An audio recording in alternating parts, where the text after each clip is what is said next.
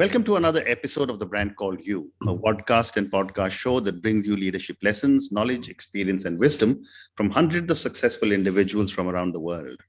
I am your host, Ashutosh Garg, and today I have with me a very accomplished professionals who's also from the same business school as me, Mr. Shailendra Singh.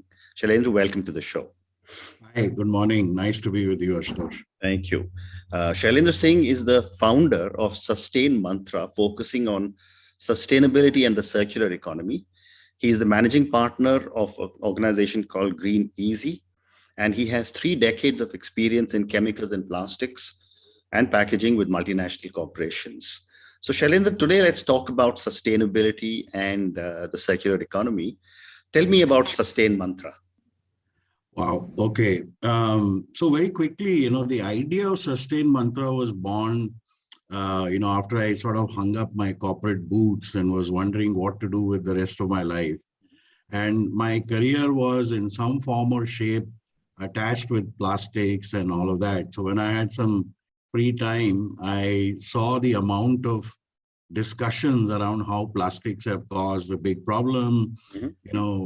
These photographs of animals, eating plastics and dying and all of that. So being a plastics professional, it clearly piqued my interest. And more so because, in the early 90s, I was actually selling PET resins. And I remember at that time, we were telling customers the value of 3 R's, right? Reduce, reuse, recycle. Fast forward 30 years and I see nothing much has changed. Okay. So that got me into plastics and looking at various aspects of plastic waste management and so on.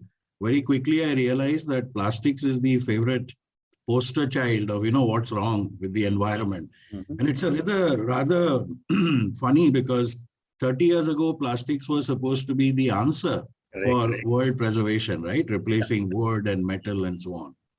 So as I delved deep into plastics, I realized that it's the poster child of what's wrong, but there are other bigger problems that we face, which is around water, waste, air pollution, so on and so forth, which is what got me into the sustainability aspect. And that's how SustainMantra was born, so to say. Okay. So, before I go any further, you mentioned that plastic is only a very small part of the problem. And thank you for telling me that, because I also believe that. Yeah. But you also said that water and air, etc., are other problems. So how are you addressing a lot of these challenges through SustainMantra? Right. So what we do at SustainMantra is basically, we try to demystify sustainability, right? It's a complex problem. There are various aspects to this problem. And there's so much narrative and information and all of that, out there. So we attempt at demystifying sustainability, making it simple for people to understand, number one. Number two, I also realized that, unless you get the MSME sector involved and believing in this, you can't really make any progress at a scalable level. Because in most economies, whether developed or developing, MSMEs account for 60-70% of their industry's of the country's economy. Sure. So unless you move them, nothing's going to change. And so what we do is, if I were to put it in one line, we try and encourage companies to take the first baby step of sustainability. And that is, in classic management theory, how can you improve when you don't know where you are? So what we say is, don't worry, just do an assessment of where you are. And we believe that while we walk our clients through that process of doing the assessment, that they become more familiar with the multifaceted aspects of sustainability. They get enthused. They can see potential pathways of how they can address and improve their ESG footprint, if I may say so. So that's how we go about it. We are a bunch of individuals with a lot of experience behind us. And we try and talk in simple language, right? I mean, we don't want to make a situation which is already fairly complex, even more complex. So simplicity, trying to get people to understand and take the first step towards ESG assessment is the way we try to sort of go and solve the problem. Very interesting. Yeah. And sustainability is now being talked about by almost everybody, from corporate world to political leaders, to whoever you can think of. Yeah. What have been some of your challenges as you have tried to give this message to the MSME sector? Right. So one challenge, of course, is that of awareness, right? People will come and say, and these are owners of companies, 100 to 800 crore kind of turnover. And they'll say, I'm already compliant to the environmental laws. What else do you want me to do? Some people say, well, I understand the concept, but, I'll work on it next year. When today, this year, I've got a lot of, so awareness of how it is not something nice to do. It is a fundamental business strategy that, and it has to be a part of your DNA in everything that you do. So awareness building is a big challenge. Of course, very often, and this happens to the best of us, we say, 2050 is so far away, right? I mean, and who knows what's the science behind this?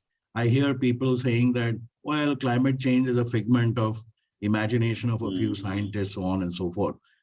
Thankfully, at least that part has become much less now. Correct. I think there's less argument about the science. There's more worry about, what can I do and when should I do it?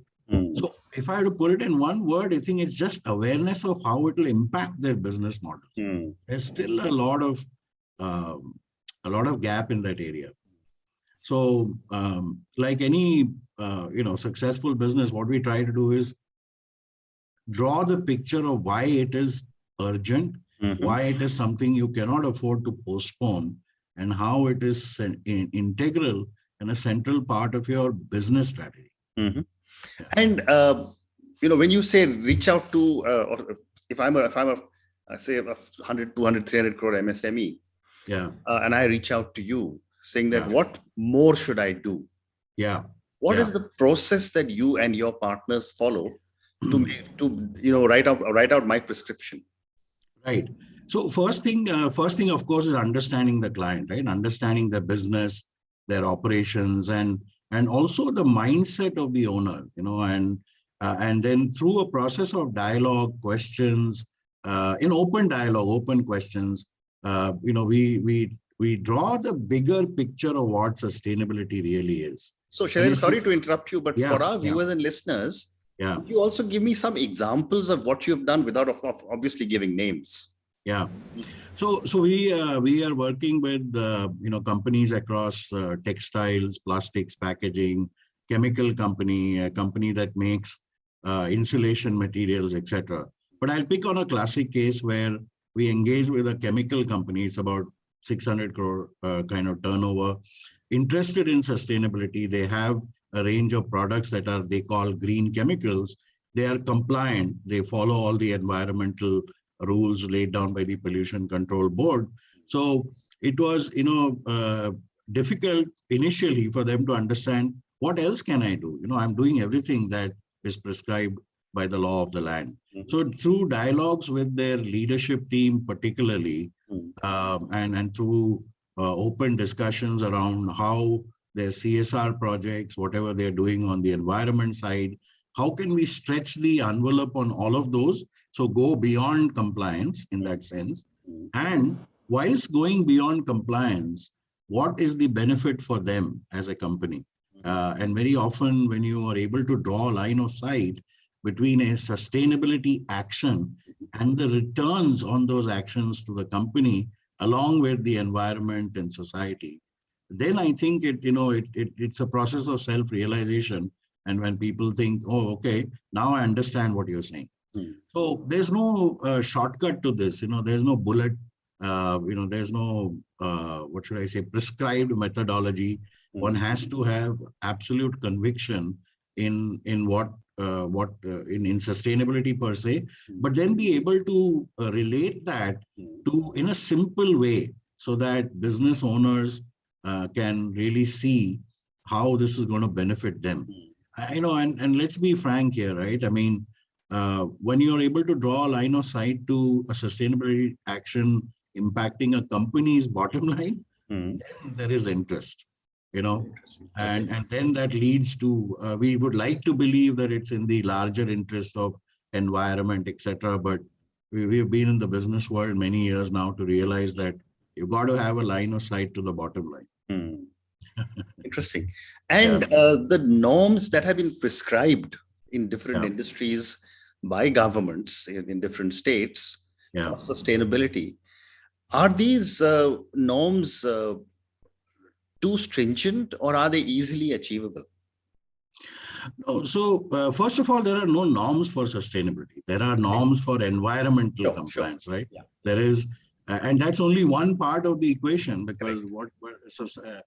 societal impact and governance, etc., still evolving subjects in India. Hmm. Are the environmental norms, good enough? I think they are good enough. India is a country where there's no dearth of laws, Hmm. and there's a law for everything or a regulation for everything. The issue is around implementation and how these are being tracked and stuff. And I think things are getting better, but still a lot of improvement. All you have to do is see around you and the quality of water and air and things. There's no rocket science there. And far as, let's say, societal impact is concerned, of course, we have another law, which is the CSR Correct. rule or Company Act, etc. And then governance, as you very well know, is an evolving subject. This is not governance in terms of process, but really are boards of companies conscious of sustainability? How do they internalize sustainability? So it's governance at a slightly higher level. Of course, now there's a law coming there as well. As you probably know, most the top 1,000 companies in the stock exchange by market cap Hmm. are supposed to file what is known as a business responsibility and a sustainability report. Now, we most corporates will respond to a law, Hmm. and that to me is a little bit of a sad thing, because you have to go. This is not about law and regulations. Hmm. It's about the planet we all reside in. Hmm. It's about humankind, and so one has to have a little higher sense of purpose Hmm. as an organization. Interesting. But most companies will respond when there is a law, Hmm. and that regulatory status is now beginning to form in India. We still have ways to go. Happy to say that in COP26, at least the government's made some commitments on carbon neutralization and all renewable power Sure. and all of that. So there is progress, but still one would argue relatively slowly. Fascinating.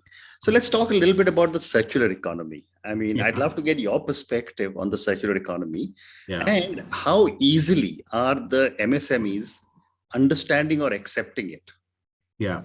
So as a concept, it's very easy to understand, right? That in very simple words, a circular economy is an economy where there's no waste. Everything Correct. is a resource, right? Correct. And so you want to use those resources efficiently, find ways through design, product design, through processes, etc., that ultimately minimize waste. So as a concept, that's easy to say. But when you look at it in the context of 100 years of a linear economy model, and it's essentially, I sometimes like to tell my client, it's like taking a straight line and bending it into a circle, Mm-hmm. right? And very difficult to do, because systems are not designed, the ecosystems are not yet, oriented towards a circular economy. So that's one aspect. Mm. The second aspect, I think, is that the key word in circular economy is not circular, it's economy. You got to have, you cannot bypass the principles of value creation. Mm. Anything that's got to be sustainable should create value. Right. Now, how you measure value, whether in terms of revenues or GDP and all of that versus what's good for society, I think those norms have to change. Mm.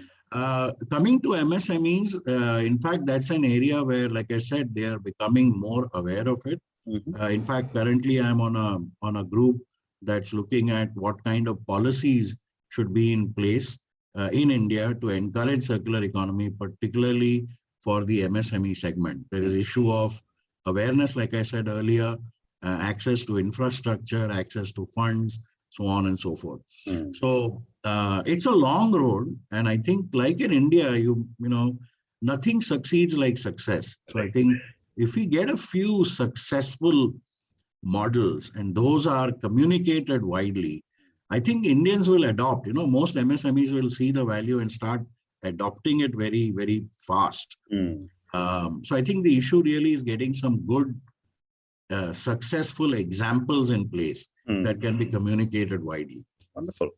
Yeah. And now coming back to your specialization of plastics, I'd love to link sustainability and the circular economy to plastics. I'd love to get your perspective, especially given the fact that the government has passed a law that most plastic companies or plastic manufacturing companies need to be able to contribute to be able to sustain misuse of the environment, if I can say so.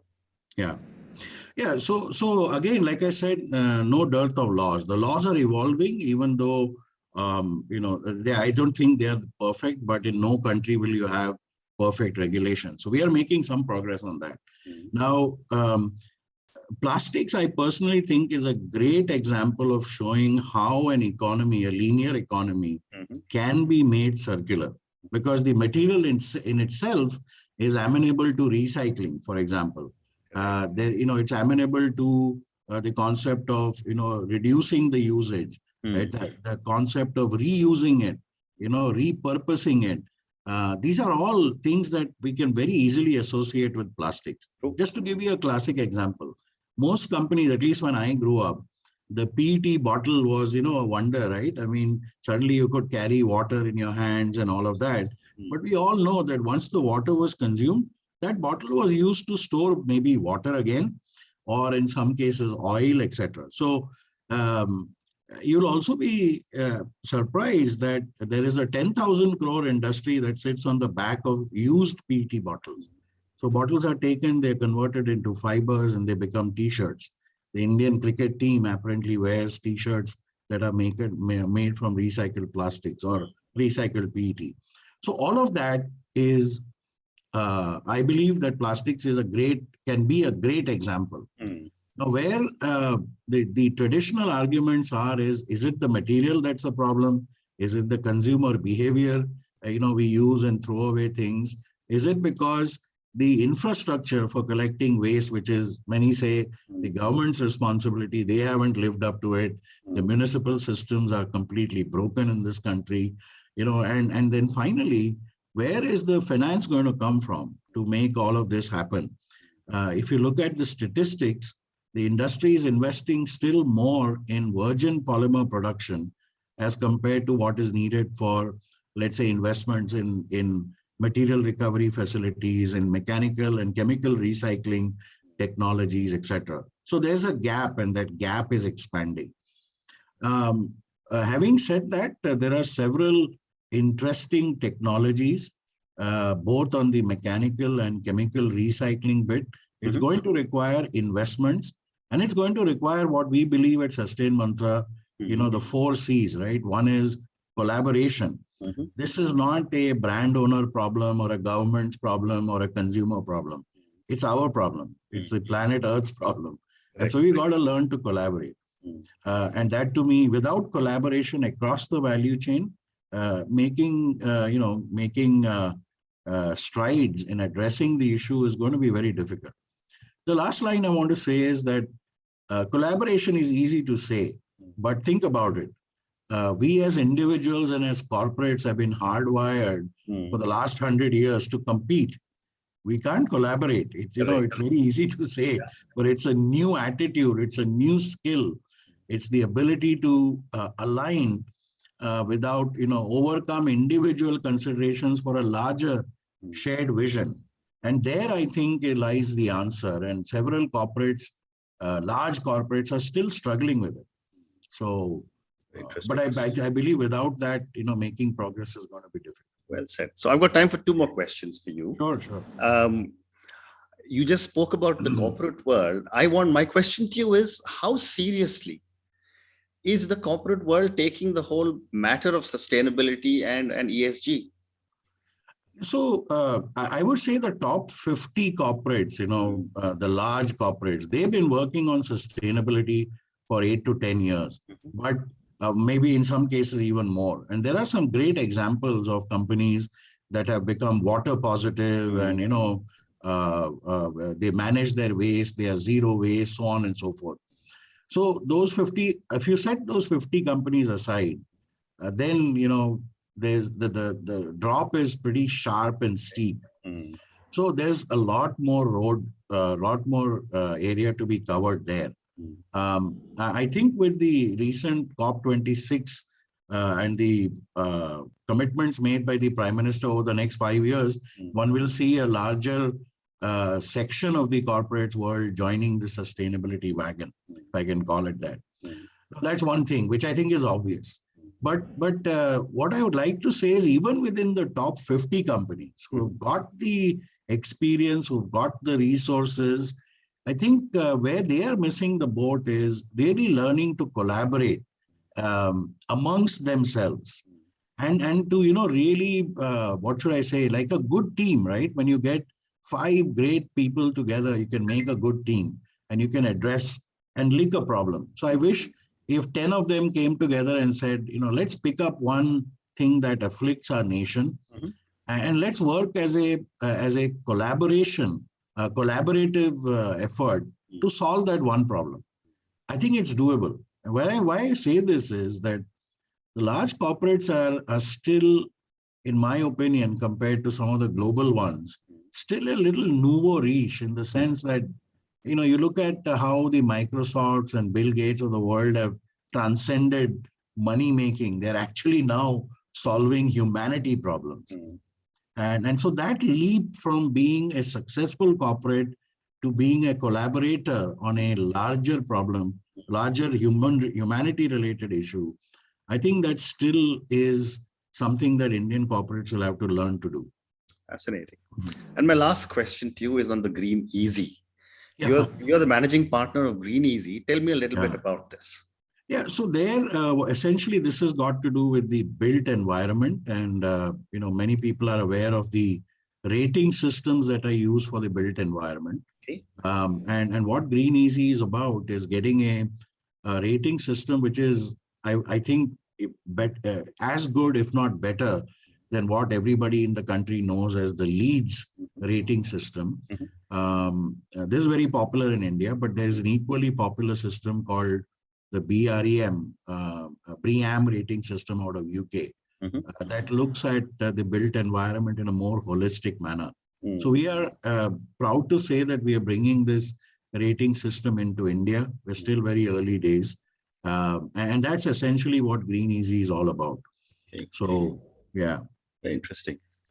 So, Shailendra, on that note, thank you so much. It's been such a pleasure speaking to you. Thank you for talking to me in so much detail about sustainability and the challenges and the opportunities that we have. Yeah. Thank you again and good luck. Thank you. Thank you. Much pleasure to be with you, Ashutosh. Take care. Bye-bye. Thank you for listening to the Brand Called You videocast and podcast, a platform that brings you knowledge, experience, and wisdom of hundreds of successful individuals from around the world. Do visit our website www.tbcy.in to watch and listen to the stories of many more individuals. You can also follow us on YouTube, Facebook, Instagram, and Twitter. Just search for the Brand Called You.